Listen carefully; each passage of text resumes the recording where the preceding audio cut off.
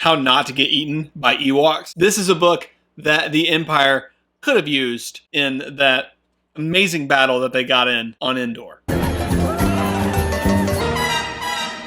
Hey, what's up guys? Welcome back to the Star Wars Closet. I got another great video, another controversial one. It's not really that controversial. It's just an opinion that I have that I think a lot of people agree with. But if you don't, you gotta let me know why. So before we jump into it, make sure you hit the like button. It helps the channel out a ton. And subscribe because I got more stuff coming out of the closet about Star Wars every single week. And without further ado, let's jump into it. No, this video is not sponsored by whoever wrote that book that I found on Amazon. I want to talk about something that's incredibly hilarious. I have been watching Star Wars my entire life. The first of the movies that I ever saw of all the Star Wars movies when I was a kid was, oddly enough, Return of the Jedi. I remember being around 6 or 7 years old and watching the scene where the bears attack the guys in the white armor.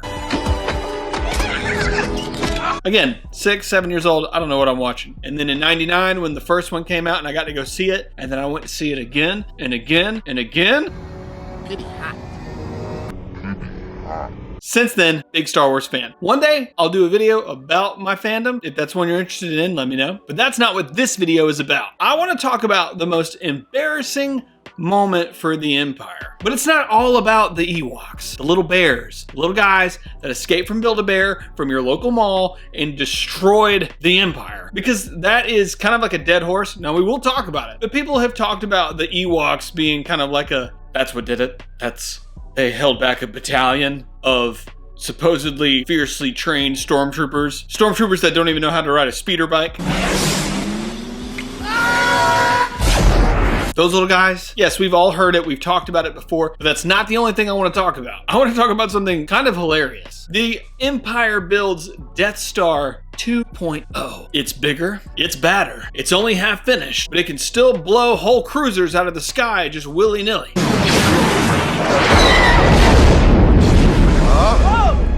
That blast came from the Death Star. That thing's operational. And by the sky, I mean space. Either way, it's fully operational, and even half built, it's still twice the size of the old Death Star. They hopefully learned their lesson from the first Death Star. You're all clear, kid. Now let's blow this thing.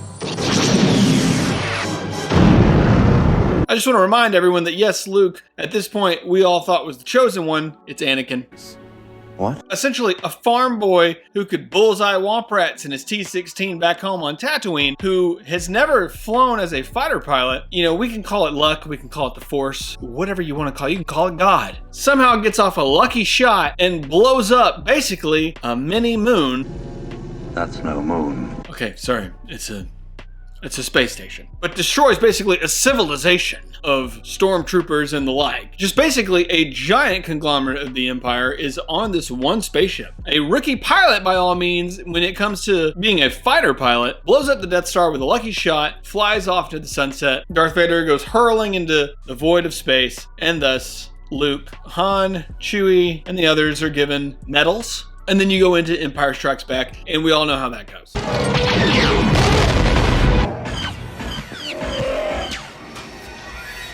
Get up.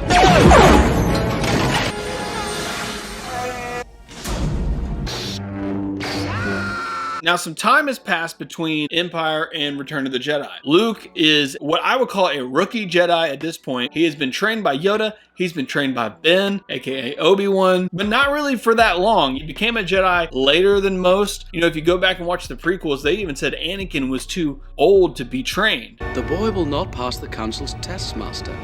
He's too old. No, he will not be trained. No. He is too old. Luke is much older than Anakin was at this point, and now he just became a Jedi. So to me, he's kind of a rookie at this point. And then we fast forward to the point where Luke lets himself get captured by Darth Vader so that he can convince Darth Vader to turn back to the light and be Anakin Skywalker, who he was always meant to be. Meanwhile, a gang of rebels are on the forest moon of Endor, and they're trying to take out the shield generator that protects the Death Star so that, hear me out here, and now we're getting into the embarrassment. Because now they know that there are plans where you can fly into the Death Star. You don't have to have a lucky shot. You can fit a whole Millennium Falcon inside one of these trenches and fly right down there. You can get Wedge Antilles, you can get all of them. You can get some X-Wings. Every one of you can fly right into the center core of the Death Star. If you got to, if you're fast enough, and if someone just so happens to be on the Force Moon of Endor and just so happens to blow it up, you too can blow up the second Death Star. So Death Star 2 is deja vu for Death Star 1.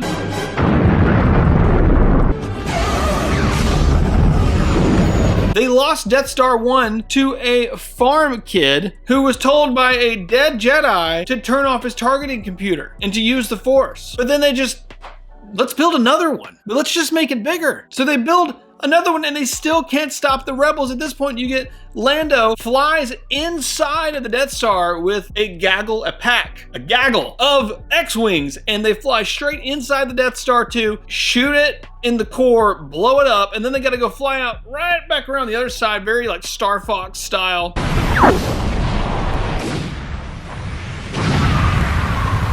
Fly right out the other side, barely escape, Death Star 2 blows up, and thus is the end of the second Death Star. Trillions of credits, 0 lessons learned. It's just mind-boggling how they let this happen. The Empire is full of all these brilliant people, very evil, but very brilliant people, and a lot of people that have also just bought into their system of governing the galaxy. But so much so that somewhere along the way, someone decided, okay, we built this one and it blew up from this rookie pilot. Let's do another one, but let's just make it a little bit bigger. They won't figure out how to blow up this one. And then they do, like the first time they attacked it. And by my knowledge, the only time the Death Star was attacked, it blew up. Yes, it can blow up planets. It can blow up cruisers in one shot. It's obviously very powerful. It can house millions of troopers and anyone that works for the Empire. The one thing it can't do, the one thing that a Death Star cannot survive, is an X-Wing or a Millennium Falcon flying inside of it. Who among us can? It is just absolutely mind-blowing that they let this happen. It is easily, without a doubt, the most embarrassing moment for the Empire at this point. Think about this. All the movies and TV shows that have come out about building the first one, for it to be blown up in such a kind of a quick way, yeah, that's embarrassing. But you know what? The Empire, they struck back. That was good. I know that was good. The Empire, they struck back and they were winning. In fact, they got so cocky, they said, you know what, we'll just do it again. We'll do it bigger. So anyway, we all know what happens. Death Star 2 blows up, everyone cheers, they fly away. But what was going on in the Forest Moon of Endor? It's something I alluded to earlier. We talked about this. Everyone has talked about this at this point. The little bears. No, sorry. The Ewoks. Elite stormtroopers. Supposedly best in the galaxy. I'm not saying that this group on the Forest Moon of Endor specifically was. I'm just saying these are trained military units that are protecting arguably one of the most, if not the most, important structures in all the galaxy. This structure is protecting your Death Star, your space station, the one where you should have spent trillions upon trillions of credits learning what not to do. But you have this building that's kind of barely guarded, being taken over by Han Solo and his band of rebels. Great! And then the Ewoks come, and that's what does it? It's teddy bears with sticks. And yeah, they have a lot of traps. They have a lot of music. But you should be able to go in there and incinerate everything in your path. You have a orb in the sky that can blow up planets in one shot. But you can't fight off the bears with sticks. And spoiler alert, the bears with sticks win. Logs, rocks, tricks, traps, just pure clownery. They trained for years. These troopers trained and trained. They can't shoot. We all know that. A stormtrooper, I don't know what it is. They cannot aim. Wow, you really do shoot like a stormtrooper. This helmet. I can't see.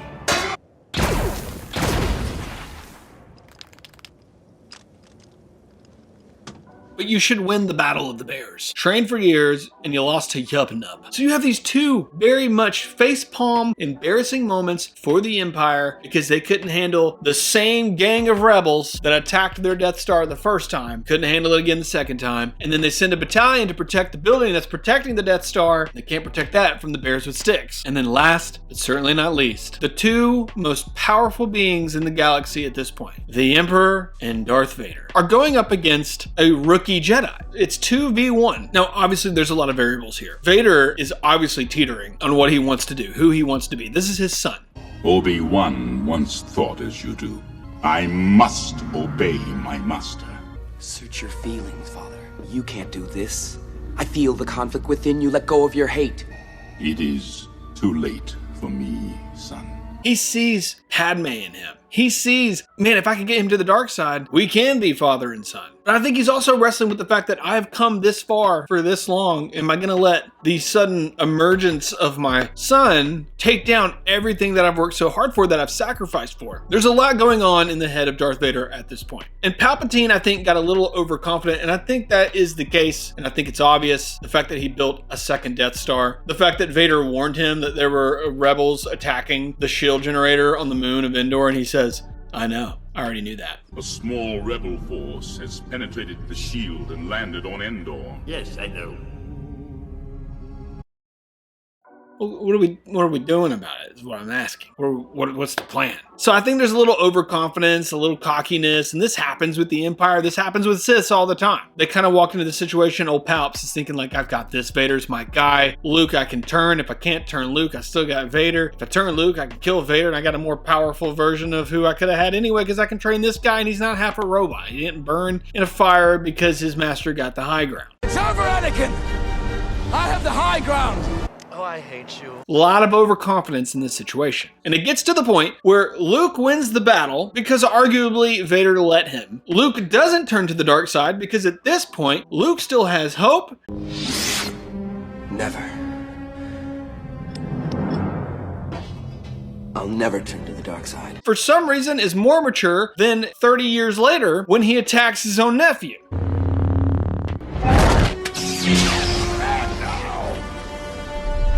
Okay, we'll talk about that in a whole other video. But he still has hope. He has hope in his father. He has hope in the Force, hope in being a Jedi. He doesn't turn. And so Palps gets mad and hits him with the Force lightning.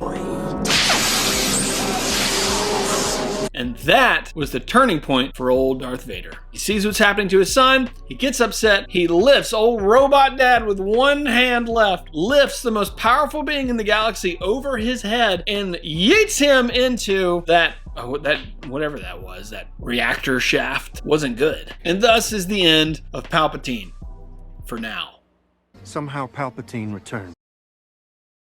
God, I love the sequels. That made a lot of sense, huh? And there you have it, the most embarrassing moment for the Empire of all time. Death Star 2.0, the Empire's worst day in history. Bears beat the troops, rookie Jedi beats the Chosen One and the Emperor. It's just bad. It's the biggest flop in the galaxy. How could it not be? How is this not the most embarrassing thing that's ever happened to the Empire? How could it not be? If you look at everything that's happened in the Empire's history, this has to be their worst day ever. Change my mind. Tell me why I'm wrong. It looks so bad, no matter how you slice it. This looks bad on them, like they were never going to stay in power anyway. If you think I'm wrong, tell me. What do you think is the most embarrassing moment for the Empire and why? Or was this really not that bad? Is there something else that you think of that you're like, Closet, how have you not thought of this? Y'all just let me know. I feel like I have a clear-cut reason here for why I think this is their worst day in history. Tell me why I'm right. Tell me why I'm wrong. Either way, make sure you hit the like button or dislike button, whatever you want. At the end of the day, we're all just Star Wars fans, and if there's one thing I know about Star Wars fans, we always agree.